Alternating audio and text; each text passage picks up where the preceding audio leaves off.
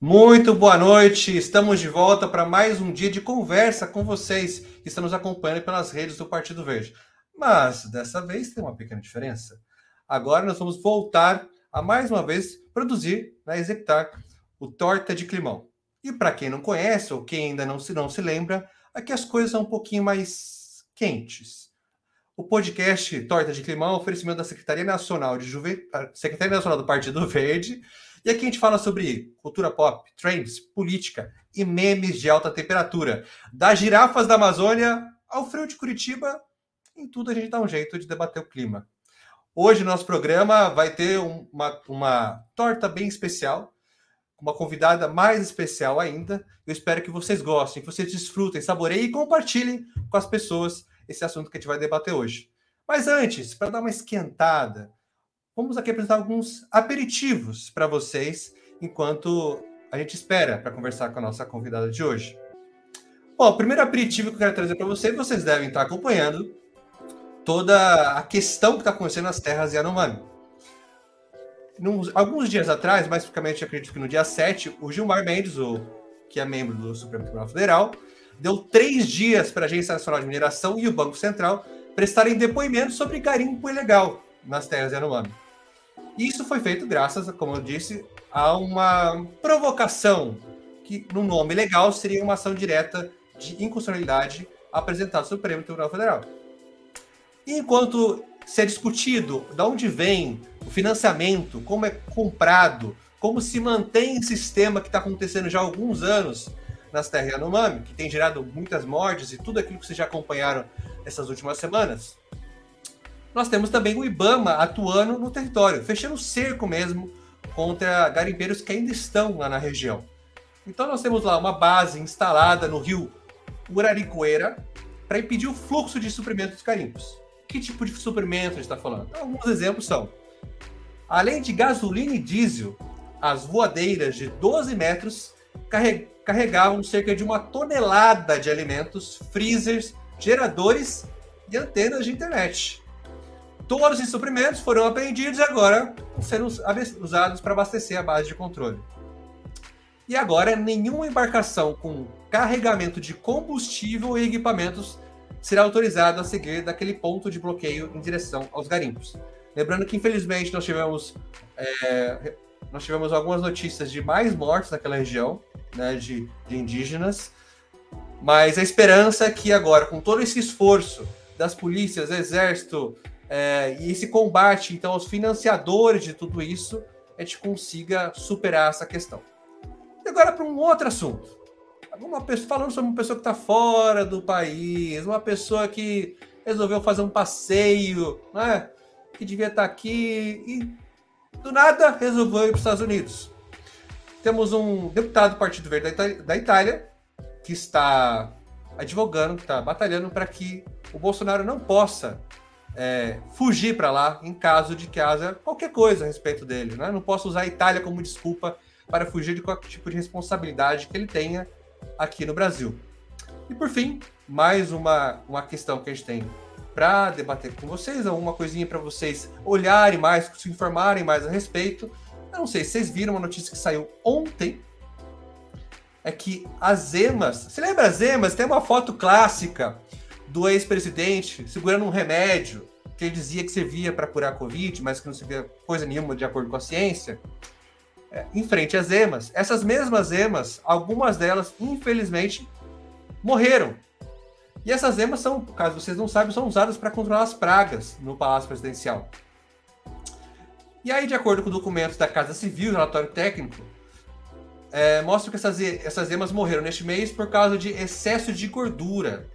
Ou seja, há pessoas que fizeram laudo após a morte dessas emas, elas foram alimentadas com o resto de comida humana durante a gestão do ex-presidente. E isso aconteceu provavelmente, de acordo com a investigação do UOL, porque a antiga gestão cortou em 2/3 o orçamento que havia para alimentar as emas e os outros animais que existem por lá. Então, não é só a população que o ex-presidente abandonou de certa forma, especialmente durante a pandemia, mas também os animais que conviviam com ele ali próximo da sua residência do Palácio Presidencial.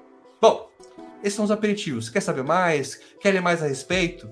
A gente vai ter um link que a gente vai compartilhar com vocês depois nos stories do Instagram do Partido Verde. Não segue o Partido Verde no Instagram? Segue lá o Partido Verde no Instagram, para que vocês possam acompanhar todas as informações dos mandatos, de filiados, de informações sobre questões ambientais, raciais, tudo que envolve os 12 valores do Partido Verde, para que você possa se manter informado e convidar, compartilhar com quem você conhece. Mas enfim, dados esses pequenos aperitivos, dada essa oportunidade para você se informar um pouco mais sobre o que está acontecendo, eu quero que vocês preparem seus corações. Porque essa deputada, ela é uma das mais engajadas do Partido Verde. Ela é uma inspiração, principalmente para o povo de Minas Gerais. E ela vai falar com a gente sobre os desafios na política e as questões ambientais. Então, quero convidar, quero receber e dar as boas-vindas para a Lohana ao nosso podcast da Totti Clima. Muito boa noite. Boa noite, Luciano. Boa noite a todos que estão assistindo a gente. Boa noite à galera do Partido Verde que tornou possível, do ponto de vista logístico e estrutural, que essa live acontecesse hoje. Ao Chico, que está ajudando a gente nos bastidores. Muito bom estar aqui para debater temas tão importantes. Obrigada pela oportunidade. A gente que agradece. E, pessoal, caso vocês não conheçam a Lohana, ela foi a vereadora mais jovem da história de Divinópolis, em Minas Gerais, e também a mais votada na história da cidade. Hoje, na condição de deputada estadual, ela segue atuante, tendo como principais pautas a educação, o meio ambiente e a luta das mulheres. E antes de começar a nossa entrevista, vale lembrar vocês que nós estamos ao vivo no Instagram, no Facebook e no YouTube do Partido Verde. Então aproveitem para perguntar o que quiserem, mandem suas dúvidas, comentários, que a nossa equipe está aqui à disposição, de olho, para ver e responder essas perguntas ao vivo. E lembre-se de compartilhar e convidar mais uma vez seus amigos, porque quanto mais gente, mais gostoso fica. Bom, então para começar a nossa conversa, começar a desfrutar esse tema sobre política, mano, entrando no assunto também na questão do meio ambiente, que agora finalmente a gente pode respirar e ver alguma luz, né, depois de tanto ataque, depois de tanta boiada passar. Eu quero que você possa fazer de alguma forma um comparativo de tudo que a gente passou nos últimos 4 anos e o que a gente está vivendo nesses primeiros meses, né? O que a gente pode viver ainda, sei lá, nesses próximos 6 meses aqui de 2023. Lógico que eu não quero que você faça um recorte de tudo isso, mas o que você tiver de destaque, as principais diferenças que você vê daquilo que a gente passou nesses últimos anos, daquilo que a gente pode construir nesses próximos 4. Luciano, excelente pergunta, porque eu acho que um panorama geral é muito importante para a gente, né? Eu quero pedir desculpas primeiro a quem está assistindo a gente, porque eu tô com alguns sintomas gripais, não é Covid, gente, mas infelizmente eu peguei uma gripe aí, então não tô com a voz que eu queria estar, mas estou aqui super animada para o nosso bate-papo. Acho importante, Luciano, a gente comentar um pouquinho sobre como que o Lula que nós recebemos em 2023 é um Lula diferente do Lula que recebemos em 2003. Em 2003, a gente tinha um Lula preocupado com as questões ambientais, tanto é que já tinha Marina como ministra, tanto é que a gente teve uma redução muito drástica do desmatamento nos governos dele, os índices mostram isso, apesar dos bolsonaristas baterem de frente. Mas agora a gente tem um Lula muito mais antenado com a urgência da causa ambiental e que está percebendo que essa é uma situação que pode, inclusive, gerar proveito econômico para o Brasil. Então, para além de proteger o meio ambiente, porque é justo e porque é certo proteger o meio ambiente, o que já seriam motivos mais do que suficientes, ele também está engajado em proteger o meio ambiente, porque nós temos todo um mercado de créditos de carbono, porque nós temos todo um mercado que exige isso, países que exigem um compromisso com o meio ambiente, com a proteção das nossas florestas, dos nossos animais, para venderem e comprarem do Brasil. Então, essa pauta, ela atingiu uma centralidade na campanha e nesse início de governo do Lula muito maior do que o que a gente percebeu lá atrás. E eu acho que nada como descer para o fundo do poço para a gente querer sair de lá o mais rápido possível. Então, entendo também que o desgoverno Bolsonaro, nessa área especialmente, fez com que qualquer pessoa que assumisse, e aí especialmente o Lula, por esses compromissos já afirmados, tivesse noção da urgência de fazer diferente nessa pauta.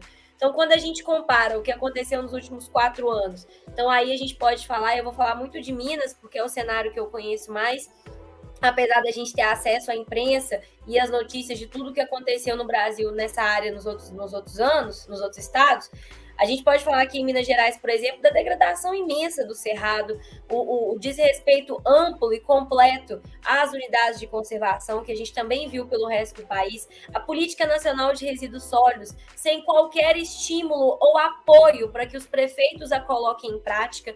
Então, assim, todos os planejamentos nacionais de apoio aos catadores, por exemplo, que são protagonistas na Política Nacional de Resíduos Sólidos, eles foram deixados de lado, completamente abandonados, por causa dessa política de morte, por causa dessa política de ódio ao meio ambiente, do passar a boiada, né, essa frase infeliz, terrível, criminosa, do Salles, que simboliza bem o que foi o governo Bolsonaro na área ambiental. Então, a gente teve essas situações acontecendo, aí você pega um prefeito de interior, sem um plano nacional para apoiar os catadores e fazer a Política Nacional de Resíduos Sólidos funcionar, o prefeito da cidade pequena dificilmente dá conta. Então, sem o governo federal como um norteador da política pública, como alguém que estende a mão e tem a responsabilidade de fazer com que a política aconteça da forma mais organizada, técnica e ampla possível, é muito difícil de caminhar. Então, os atrasos foram tantos e tão imensos que eu acho que a situação das emas obesas ou das carpas que morreram por falta de alimento, elas são sintomáticas para a gente da mudança e da virada de chave que a gente está tendo agora. Eu estou muito otimista, não acho que o Lula é salvador da pátria, mas eu acho que ele se cercou de pessoas, em sua maioria, competentes, e isso mostra e diz para a gente que o tom vai ser bem diferente e a seriedade que a agenda ambiental vai ter será muito maior. Realmente, assim, é bem diferente o cenário, né? Como você disse, do Lula 1 e 2, como o pessoal fala, né? Para o Lula de agora.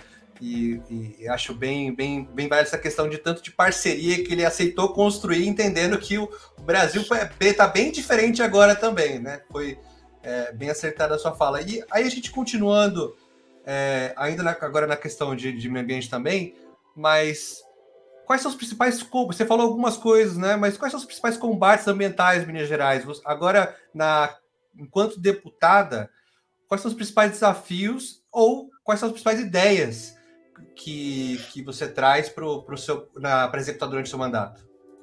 Luciano, eu inclusive estou pleiteando a Comissão de Meio Ambiente, acho importante que o PV tenha essa representação na Assembleia, porque as demandas são imensas e as lutas são vastas. A gente tem a mais conhecida, que ganhou a imprensa nacional. É importante dizer para quem está assistindo a gente que não é de Minas, que o Romeu Zema se assemelha muito ao Bolsonaro. O conteúdo é muito semelhante, apesar da forma ser diferente, o que fez com que Lula ganhasse em Minas, mas Zema ganhasse em Minas também. O Zema tem as mesmas ideias em sua maioria, mas a forma que ele coloca é mais sutil e mais delicada, então não soa tão agressivo para o ouvido, especialmente do mineiro que está um pouco desatento e que, por estar atropelado pelas demandas da vida cotidiana, do trabalho, da família, às vezes não consegue acompanhar de forma tão profunda os mandos e desmandos do governo estadual. Então, assim, a gente teve uma pauta que ganhou a imprensa nacional, que foi a questão da Serra do Curral, você deve ter acompanhado, né? Uhum. Assim, o governador Romeu Zema, gente, ele não usa fundo eleitoral. Só que campanha tem custo de qualquer jeito. Então, quem não usa fundo, tem alguém pagando a conta. E as doações do governador Romeu Zema, elas são amplamente recheadas por donos de mineradoras. Eu não estou aqui de forma alguma fazendo uma ilação, mas é interessante que o que a gente tem é uma movimentação muito extrema do governador para permitir, por exemplo, a mineração na Serra do Curral, que é um cartão postal da região metropolitana de BH. A fachada principal dela, que está inclusive na bandeira de Belo Horizonte, já é tombada, mas ela não está totalmente tombada. E o parlamento ele só pode fazer o tombamento provisório. Então, quem tem que, de fato, alinhavar essa costura para que o parlamento permanente aconteça é o governo federal. A gente está nessa movimentação pelo tombamento provisório, já existem decisões judiciais favoráveis à manutenção da Serra do Curral como está, inclusive algumas foram desrespeitadas, a mineradora continuou minerando e pagando multa, porque o lucro que eles têm é tão absurdo que para eles compensa pagar a multa e continuar. E a fiscalização praticamente não acontece, já que isso não é interesse do governador. Também é importante dizer que, para além do que é bonito manter a serra lá como um cartão postal da região metropolitana, ela também concentra uma reserva hídrica. Tem espécies ali, tem animais protegidos, tem espécies de plantas protegidas. Então, você não pode simplesmente chegar e minerar lá e acabar com as montanhas que compõem a Serra do Curral, como se isso não trouxesse consequências. Mas uma questão que eu falo muito na Assembleia e que eu acho que o nosso mandato, eu tenho certeza que o nosso mandato pode contribuir, Luciano, e todo mundo que está assistindo a gente, é a seguinte. Hoje, a pauta do meio ambiente na Assembleia, ela é muito centrada na região metropolitana, que tem questões importantíssimas, tem a questão do Rodoanel e tudo aquilo que pode ser atrapalhado por ele, da forma que o governo está pensando, tem a questão da Serra do Curral, as ocupações urbanas, tem milhões de questões relevantes mesmo, que tem a ver com o meio ambiente e que acontecem na região metropolitana. Mas nós temos uma infinidade de outras demandas acontecendo no interior. Minas Gerais é um estado de 853 municípios, então o interior é, sem sombra de dúvidas, uma parte muito importante do estado, e essas pautas não chegam na Assembleia. Existem prefeitos que desrespeitam leis muito básicas, que desrespeitam o Código Florestal, que desrespeitam, são poucos, eu respeito a esmagadora maioria dos prefeitos, mas ou que pelo menos não colocam a fiscalização que deveriam colocar, e a Assembleia de Minas às vezes nem fica sabendo, porque essa dificuldade de levar essas pautas do meio ambiente para a região, para a Assembleia, para que elas também tenham espaço junto às da região metropolitana, ela é palpável, ela é visível, essa dificuldade. E a gente está aqui para tentar melhorar isso. Hoje nós temos quase uma centena de unidades de conservação no estado, e eu quero muito apoiar essas unidades de conservação, que são unidades imensas, que tem 3 ou 4 servidores para tomar conta de tudo. A Polícia do Meio Ambiente está completamente sucateada.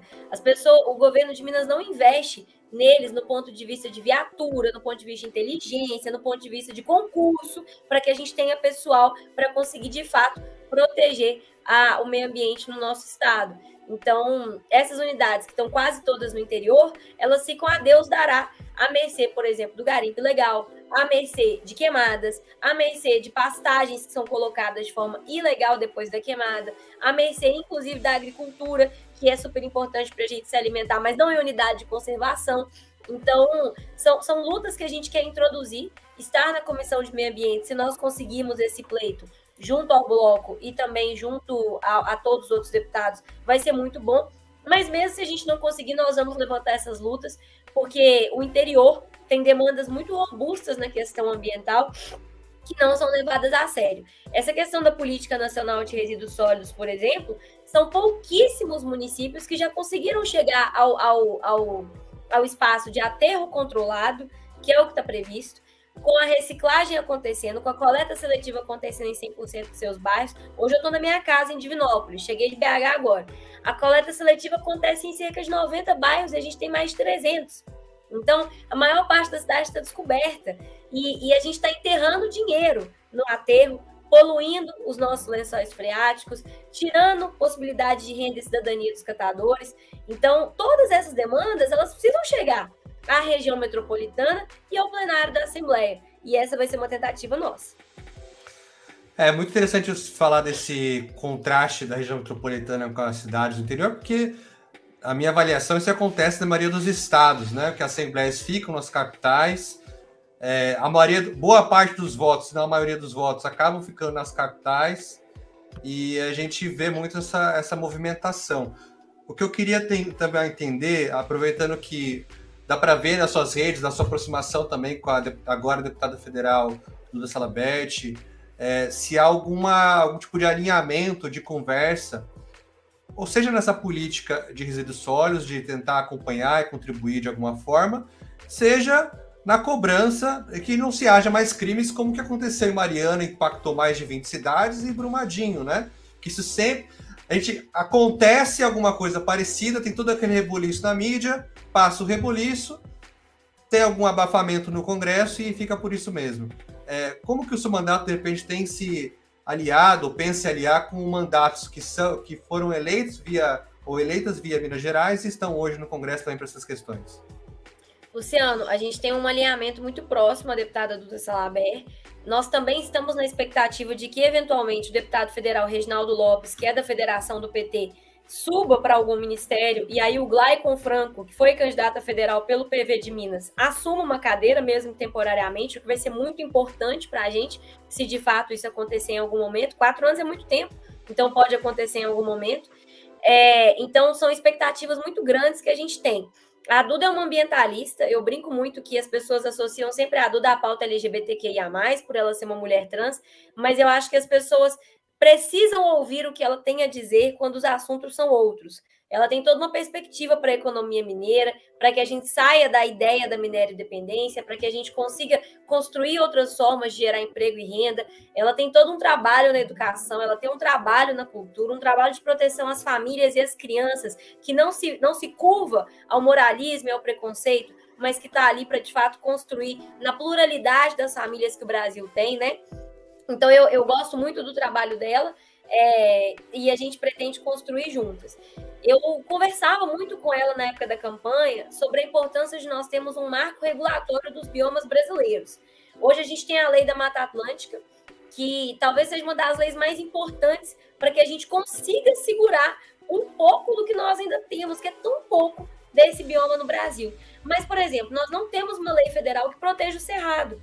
E o cerrado, eu sou bioquímica de formação, né? Me formei pela Universidade Federal de São João del Rei. O cerrado ele tem uma capacidade, do ponto de vista farmacêutico, de novas substâncias, de novas drogas, que, considerando a robustez das universidades federais e estaduais que a gente tem no estado, se houvesse investimento, a gente poderia estar muito à frente do que nós estamos de fato, na descoberta de novos compostos que podem curar doenças e que sequer foram conhecidos, e que sequer foram estudados, e sequer foram testados ainda por causa dessa combinação de destruição do cerrado com pouco investimento das universidades públicas. Então, aí, cientista não faz milagre, né? Então, a gente tem que fazer essa proteção do cerrado de forma ampla. Ao mesmo tempo, a proteção do Pantanal. Então, existem vários biomas no nosso país que não estão protegidos por uma lei robusta, como é a Lei da Mata Atlântica. A gente precisa construir isso. Já falei com a Duda sobre a importância, e ela concorda, e ela também fala sobre isso, de um marco regulatório dos biomas brasileiros, para que a gente consiga garantir, no texto da lei, pelo legislador, essa proteção a esses biomas. Só que aí o que acontece? Lei que não é cumprida vira piada. O Brasil tem essa história da lei não pegar, né? Eu nunca vi isso em lugar nenhum, só no Brasil.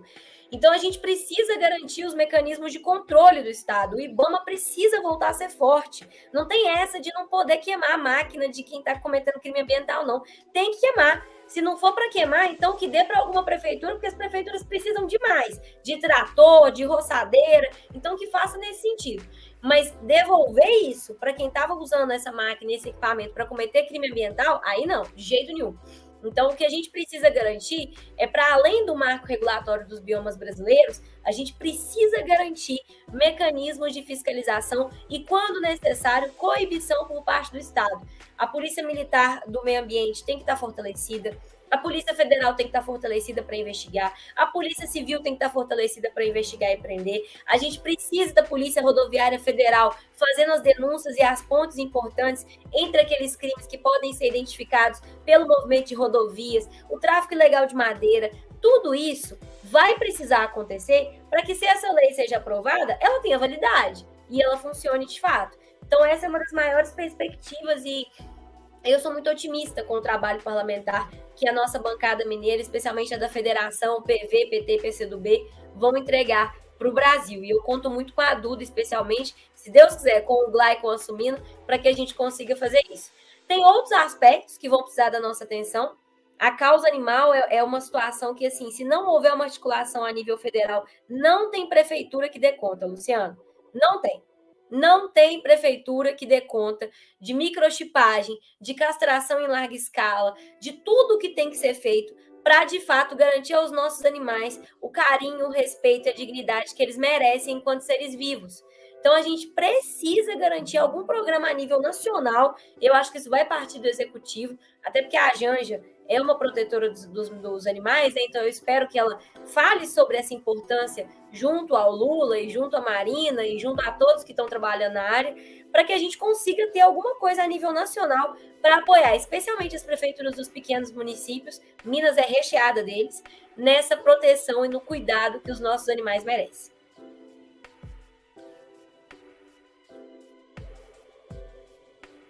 Luciano, eu não estou te ouvindo. Desculpa. Eu queria trazer um pouco os comentários de quem está acompanhando a gente, né? Tem muitos eleitores e eu diria até alguns fãs, que são mais do que eleitores, fãs do seu mandato aqui nos acompanhando, que estão mandando alguns recados. Né? Tem aqui o Samuel falando que você é maravilhosa, a Aline dizendo que você a representa, batendo um monte de palmas. Enfim, bastante gente mandando coraçãozinho, cara apaixonada, enfim, realmente muitas. Se eu tivesse que lançar um nome aqui, Lohanetes aqui, para que te acompanha aqui na nossa live nesse momento. E tem um comentário sobre a coleta seletiva, né? O Marcos Vale. A coleta seletiva em Betim corre somente no centro e bairros adjacentes. A população da cidade está próxima de 500 mil. E aí eu tenho algumas perguntas que vieram. A gente abriu durante a semana uma caixinha de perguntas, né? Quando a gente avisou que vocês, representantes do seu mandato, vinham aqui falar com a gente. Recebemos algumas perguntas então, que vieram por essa caixinha. E a primeira delas é: como que pensa em ajudar de forma efetiva os profissionais de educação em Minas Gerais? Perdão, repete, por favor, o Luciano cortou aqui. Como pensa em ajudar de forma efetiva os profissionais de educação em Minas Gerais? Então, o que a gente está vivendo hoje? Nós tivemos uma conquista importante anteontem e eu acho que foi um sinal muito claro que o Poder Judiciário enviou ao governo de Minas. Para quem está assistindo a gente não é mineiro, novamente eu vou dar um contexto. Minas Gerais não cumpre o piso da educação dos professores. E aí isso tem um impacto em toda a rede de trabalhadores da educação, porque os salários estão meio que interligados. Então, os trabalhadores da educação de Minas não recebem o que deveriam receber. Quando o Bolsonaro, num gesto populista, porque ele nunca se preocupou com professores, nem ano eleitoral ele resolve se preocupar, aumentou o piso da educação, Minas não teve esse impacto. Agora, quando o Camilo Santana, nosso atual ministro, que fez muito bem a educação no Ceará, fez o mesmo gesto, bom, a gente não conseguiu nem o piso que o Bolsonaro tinha aumentado, quanto mais esse de agora. O governo de Minas é muito irresponsável quando a gente fala de salários, porque sempre bate na tecla de que não tem dinheiro, que a lei de responsabilidade fiscal impede, mas ele fecha os olhos, por exemplo, para o aumento anual do Fundeb até 2026, aprovado no Congresso Federal na última legislatura. Então, se 70% do Fundeb tem que ser usado especificamente com pagamento pessoal, prioritariamente com pagamento pessoal, e o Fundeb vai aumentar até 2026, ele poderia até dizer, eu não engoliria muito bem, mas talvez acalmaria os ânimos, dizer que ele não consegue pagar esse ano, mas que ele vai criar uma tabela e vai começar a pagar percentualmente, ano a ano, até chegar ao piso. Já seria uma resposta, seria mais republicano, seria mais democrata e mostraria um compromisso de fato com o Poder Executivo, com os educadores, o Poder Executivo com os educadores. Mas não, ele não faz nada disso. Ele fecha as portas para o diálogo, fecha as portas para o cumprimento da lei. E aí, por que eu disse no início da resposta que o Poder Judiciário deu uma resposta para ele, uma resposta negativa? Ele judicializou o piso. Ele entrou na justiça para não pagar o piso da educação, para ficar livre dessa responsabilidade, ignorando, passando por cima como um trator da Casa Legislativa, que tem 77 representantes eleitos justamente pelo povo mineiro para fiscalizar o trabalho dele. Então, ele foi extremamente autoritário ao fazer esse gesto. E aí o TJ ia julgar, mas nós fizemos uma articulação dos deputados mineiros, boa parte da Assembleia assinou junto, por um pedido, e aí foi um pedido político, para que o relator do processo do governador não colocasse em pauta e garantisse que haveria intermediação entre a classe dos professores, os parlamentares preocupados com o assunto e o governo. Esse não é um assunto para o judiciário decidir, porque se for para você colocar no texto da lei, o que está escrito não está cumprido. Então, se for para decidir, o governador está errado, se for para decidir judicialmente. Então, o que nós precisamos garantir em Minas Gerais é que o governador pare de passar como um trator em cima da Assembleia, ou tentar passar, porque ele não vai conseguir, tentar passar como um trator em cima da Assembleia e sente para negociar com a classe da educação. Não consegue pagar tudo de uma vez esse ano? Então, beleza, então vamos criar uma escala, vamos fazer alguma forma para mostrar que existe esse compromisso. Foi muito importante esse gesto do judiciário, porque mostrou um reconhecimento e um respeito aos 77 representantes eleitos pelo povo mineiro para fiscalizar o governador. Sendo como um Bolsonaro 2, a versão, né, que ele tem tentado ser, ele mesmo falou, né, que ele quer ser um novo Bolsonaro, é comum, né? O Bolsonaro também fazia muito, não cumpria as leis e acabava tendo que ser... O Partido Verde entrou com muitas ações diretas de constitucionalidade para que se fizesse cumprir, né? Ou para que pudesse impedir leis que ferissem outras leis, né? A questão do agrotóxico é uma delas. Tem várias outras. A doutora Vera veio aqui no último programa e falou muito sobre isso. Então, realmente esse esforço, né, de ficar protelando, de trabalhar de fato, cumprir a lei, para ver se alguém vai, até que alguém vai entre na justiça e obriga. Que bom que a Universidade de Minas Gerais conseguiram fazer toda essa articulação. Tem mais 2 perguntas que a gente recebeu, mas antes temos mais comentários aqui da live, ó. William, fanzaço da Lohana, a cara do PV. Thor Rezende, minha deputada. Edu Nutri. Lohane, dá um beijo no Gabriel por mim. Que mais? Cristiana Tavares, sobre o seu trabalho. Tudo suspeito. Tudo suspeito. Todos fãs, atores pagos, a gente fala. Bom, enfim, tem uma galera e eu vou voltar para... Lohana é uma grande representante do PV a nível nacional, parabéns à deputada. Enfim, eu vou voltar aqui para as perguntas, porque a gente está já correndo com o tempo. Segunda pergunta que veio para a gente é como eu falo demais, Luciano, me interrompe, viu? Não fala demais coisa nenhuma, é que a gente tem pouco tempo mesmo. Como revolucionar a política com a juventude? Essa pergunta é muito boa. Inclusive, depois que acabar aqui, eu tenho uma reunião online com os amigos do PV da cidade de Itaúna, porque a gente vai articular o partido lá para lançar candidatos jovens, progressistas, articulados, comprometidos com o meio ambiente, com as causas sociais, para a gente dar uma mudada no que está previsto para a Câmara Municipal da cidade a partir de 2025. Então, é bem pontual essa pergunta. Luciano, eu entendo que o nosso discurso de posse lá na Assembleia, inclusive, foi muito nesse sentido. É necessário trazer a ousadia da juventude, a ousadia da novidade para um espaço em que a experiência também tem valor. Hoje, se eu assumisse como vereadora em Divinópolis, eu tenho certeza que eu faria um mandato melhor do que eu fiz 2 anos atrás, porque a gente ganhou maturidade. E eu digo a gente porque sou eu e a minha equipe. Aquele pessoal que entrou meio que batendo cabeça e sem saber direito para onde ir, hoje é muito melhor. A minha equipe amadureceu muito e eu sinto que eu também amadureci. E a nossa equipe agora, como deputado estadual, está caminhando no mesmo sentido. A gente chega com energia, com vigor, com a vontade de fazer, com a curiosidade, até com a esperança meio otimista demais, de alguém jovem, de alguém que acredita na política como forma de resolver problemas mesmo, mas aberto a ouvir o que as pessoas mais experientes e mais escoladas com o que acontece ali dentro do parlamento têm para trazer para a gente, já que claramente o desafio de articular com 77 deputados é superior ao de articular com 17 vereadores. Mas, assim, eu entendo que nós temos algumas questões interessantes. Um ponto que eu sinto que o nosso trabalho faz a diferença, e aí eu deixo especialmente meu abraço aqui para a nossa equipe de comunicação, é justamente na comunicação. Eu fico muito feliz quando eu escuto de alguém na rua: nossa, Lohana, eu não acompanhava nada de política, e agora eu fico sabendo o que a Câmara vai votar, o que a Assembleia vai votar, como que você votou, sua opinião sobre os temas nas redes sociais. O linguajar da política parece feito para que os mais jovens e os mais simples não entendam. Parece que é tudo pensado para que as pessoas não entendam o que está acontecendo ali.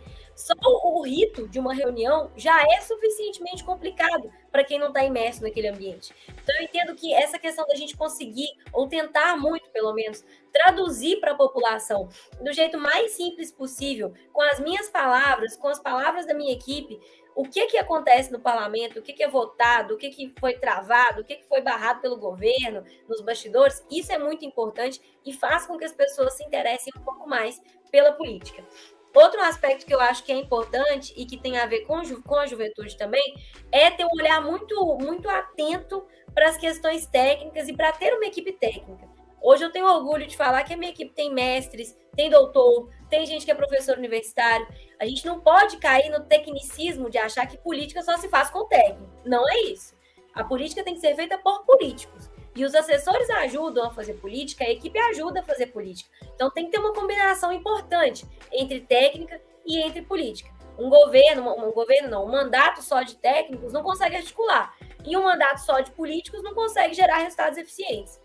Então, a gente precisa garantir essa combinação e eu sinto orgulhosamente que na nossa equipe a gente conseguiu fazer isso. Meu pessoal é muito bom de serviço, é muito comprometido, é muito trabalhador, me ajudam nas minhas limitações, estudam muito para que a gente consiga entregar o melhor para os mineiros. Então, se eu tivesse que chamar atenção para 2 aspectos em que eu acho que a juventude está na política para fazer a diferença, ou pelo menos a juventude comprometida, é a questão da comunicação mais fácil, da comunicação mais ampla, mais rápida, e também da questão de ter atenção à importância da técnica. Ótimo, então realmente trouxe. Quando a gente fala de juventude, a gente fica às vezes preso em questões mais iniciais, que só está aprendendo, mas é importante de ver o quanto que o seu comentário, a sua visão e a sua vivência no seu mandato, né, e antes e agora também, demonstra que o quanto se consegue alcançar quando se torna a juventude não só como alvo, mas como parceira, ou como parte atuante, ou como protagonista também da política. Eu quero trazer mais algumas interações antes da outra pergunta. O Daniel dando os parabéns, saudações do PV do Rio. Temos aqui também o Felipe, que é de Santa Catarina, do PV de Santa Catarina, falando o seguinte: eu sou de um estado com um Bolsonaro da Shopee, tipo o Zema, mas do PL, ele sabe bem como que é isso. E a juventude... Bolsonaro da Shopee, eu vou anotar essa, adorei. E aí tem a juventude do PV do Rio Grande do Norte, que trata você e seu mandato como referência também para a juventude. Legal. Temos aqui mais uma pergunta, depois eu volto para esses comentários e a gente fazer o encerramento. Você já falou, mas a pergunta falou já de algumas formas, mas essa pergunta aqui: quais os principais combates ambientais em Minas Gerais? Se tiver alguma coisa que você quiser dar uma reforçada para responder essa última pergunta que veio pela caixinha também. Eu entendo que são esses que a gente comentou, das questões da região metropolitana, da Serra do Curral, o traçado do Rodoanel e as regiões que serão atingidas. No interior, as nossas unidades de conservação e a questão dos resíduos sólidos tem muita minha atenção. Mas tem uma outra questão que eu não comentei, Luciano. Eu comentei superficialmente quando eu falei da questão da polícia, mas é o fortalecimento ao serviço público. A SEMAD, que é a secretaria que cuida do meio ambiente em Minas Gerais, ela tem uma situação hoje, do ponto de vista do serviço público, que é deplorável. O número de efetivos só cai, os concursos não são suficientes, o plano de cargos e salários dos nossos servidores do meio ambiente é deplorável. Minas Gerais é um dos estados que tem os piores salários para os servidores do meio ambiente, e isso é inadmissível para qualquer pessoa que entenda o protagonismo do serviço público e das políticas que são de Estado, mas não de governo, no correr da prestação de serviço para a população. Se você tem muita gente comissionada, eu vejo muito valor no cargo comissionado e vejo no cargo de servidor público. Eu entendo que as duas funções são necessárias, porque o cargo comissionado está ali para ajudar a dar a cara do governo para a gestão, para entender, já chega conhecendo um pouco mais o mandatário e a sua equipe, para poder dar a cara mesmo. Isso é importante. Imagina só se o Lula não pudesse escolher os seus ministros, que terror que seria. Então, é importante a existência do cargo comissionado, isso tem valor. Por outro lado, também é importante a existência do servidor público, porque o servidor público é quem conhece e tem memória mesmo, do ponto de vista patrimonial, da memória como patrimônio do povo mineiro, do povo brasileiro, daquilo que já foi feito, do que já deu errado e do que já deu certo. Tem certas coisas que não precisa inventar a roda. Então, eu até gosto muito da perspectiva do servidor em cargo comissionado, porque eu acho que isso é muito eficiente quando esse servidor está disposto a trabalhar dentro da cara da gestão. Mas o que eu percebo hoje é que os nossos servidores do meio ambiente estão num estado de abandono deplorável, e isso é muito duro. Eles estão com vários projetos e coisas para analisar acumuladas, porque são muito poucos em quantidade.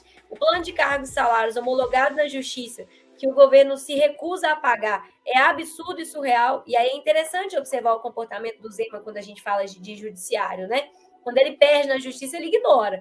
Mas quando ele acha que tem chance de ganhar, ele recorre à justiça para conseguir fazer com que as suas ideias ganhem a narrativa, né?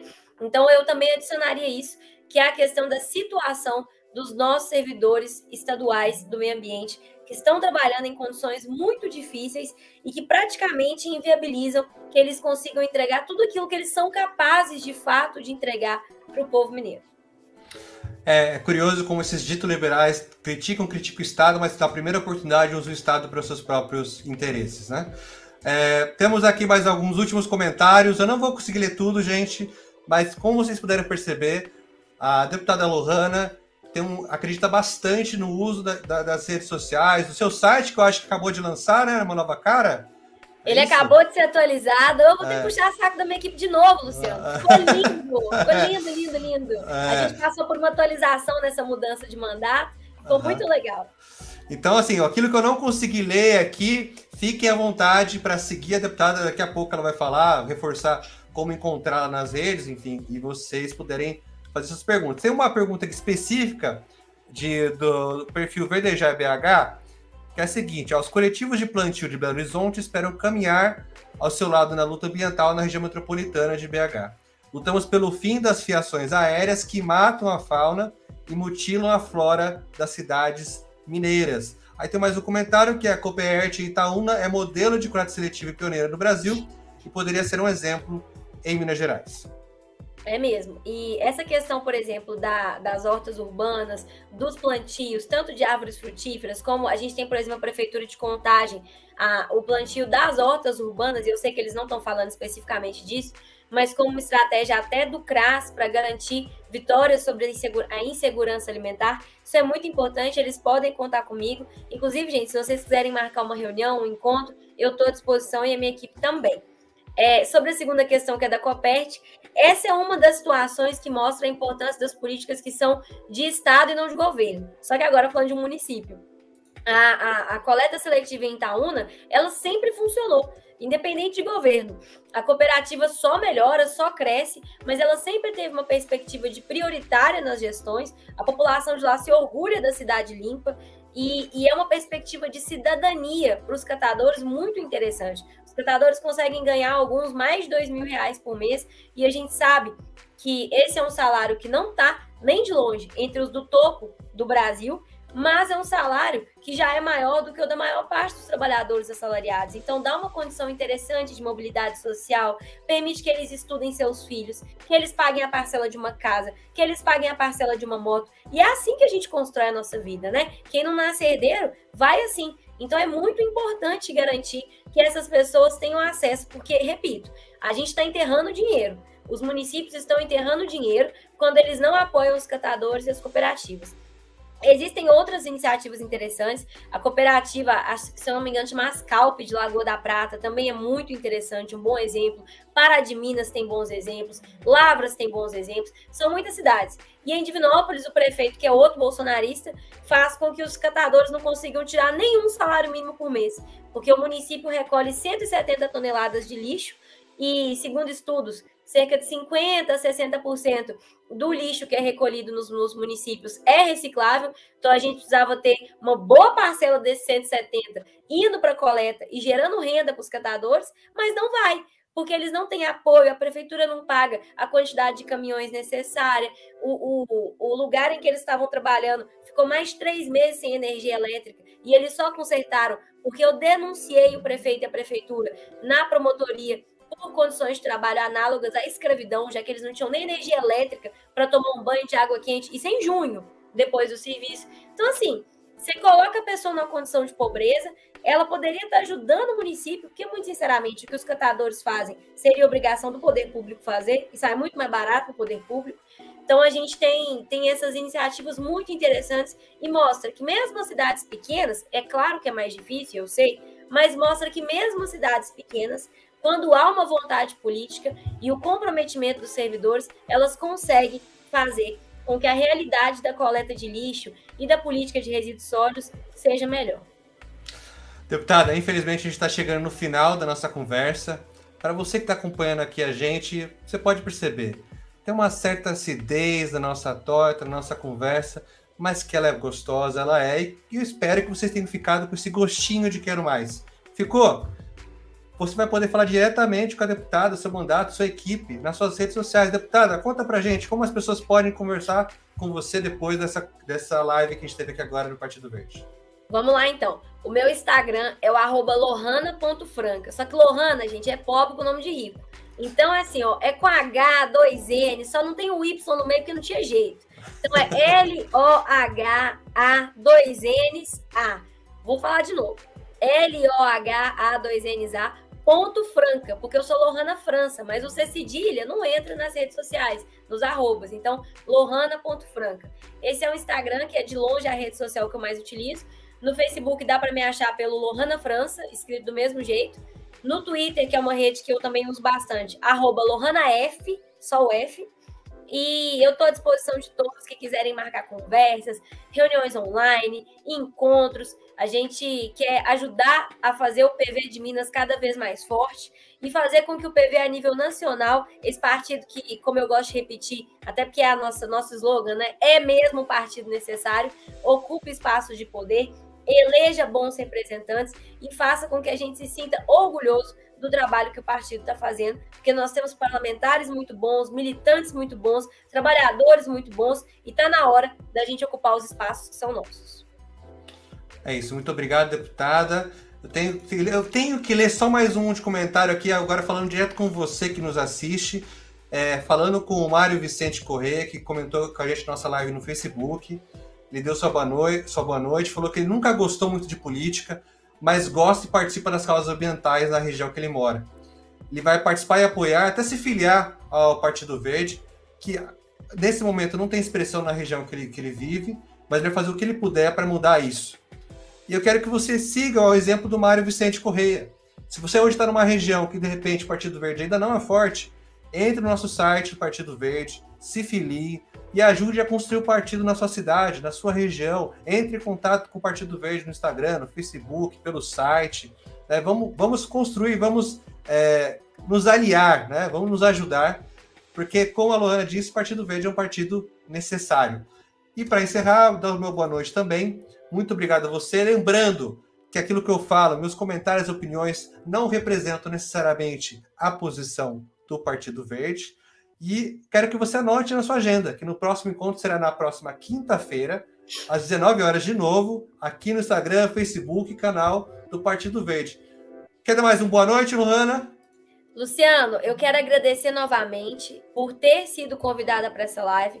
Quero dizer de público do meu respeito ao PV, nosso partido que vai para além do discurso, vai para a prática, no apoio às mulheres, no apoio às candidaturas negras, no posicionamento progressista de centro-esquerda, focado em discutir as questões que realmente importam para melhorar a vida dos mineiros e dos brasileiros, e da fé que eu tenho mesmo que o nosso partido vai só crescer ainda mais daqui para frente, ainda mais com essa questão ambiental ocupando a centralidade que ocupa hoje, até pelas questões econômicas que estão envolvidas.